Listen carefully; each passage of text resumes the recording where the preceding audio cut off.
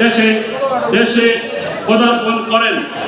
সেই থেকে হাঁটি হাঁটি পা পা করে এই বাংলাদেশকে সারা বাংলাদেশের জনগণের কাছে একটি শক্তিশালী জনপ্রিয় রাজনৈতিক দল হিসেবে তিনি প্রতিষ্ঠা করে আজকে 15 বছর থেকে 20 বছর অতিক্রান্ত করতে যাচ্ছেন ধারাবাহিকভাবে রাষ্ট্রীয় ক্ষমতায়।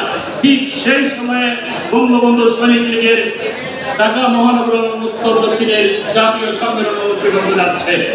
সংগ্রামী সাথী ও বন্ধুরা, আমরা অত্যন্ত আনন্দিত এবং গর্বিত এমন একজন নেতার মাধ্যমে আজকে বঙ্গবন্ধু সৈনিক লীগ পরিচালিত হতে যাচ্ছে।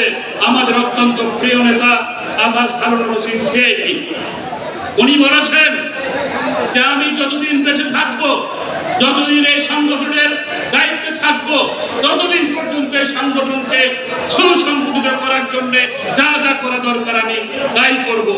সেইভাবেই উনি সামনের দিকে এগিয়ে যাচ্ছেন। সংগ্রামী সাথী বন্ধুরা, আপনারা জানেন আজকে এই অনুষ্ঠানের প্রধান অতিথি আমাদের অত্যন্ত প্রিয় নেতা আব্দুল সোবহান গোলাপ উপস্থিত আছেন। ওনার অত্যন্ত মূল্যবান বক্তব্য আমরা সবাই শুনবো। আমাদের প্রিয় নেতা তরুণ ভাইয়ের বক্তব্য আমরা সবাই শুনবো। আমি 2-4টি কথা বলে আমি এই সংগঠনের আমার বক্তব্য শেষ করব।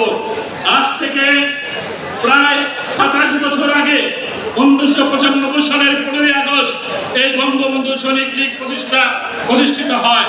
সেই থেকে প্রতিষ্ঠার কিছুদিন পরে এই সংগঠনের সাথে আমি সংযুক্ত হই। আমি এই সংগঠনের প্রচার সম্পাদক, সাংগঠনিক সম্পাদক, যুগ্ম সাধারণ সম্পাদক এবং বর্তমানে সহসভাপতি হিসেবে দায়িত্ব পালন করছি। সংগ্রামী সাথী বন্ধুরা, আপনারা যারা যেখানে এই সংগঠনের দায়িত্বে আছেন, তারা তাদের একমাত্র আদর্শ হবে বঙ্গবন্ধুর স্বপ্নের সোনার বাংলা নির্মাণ করা।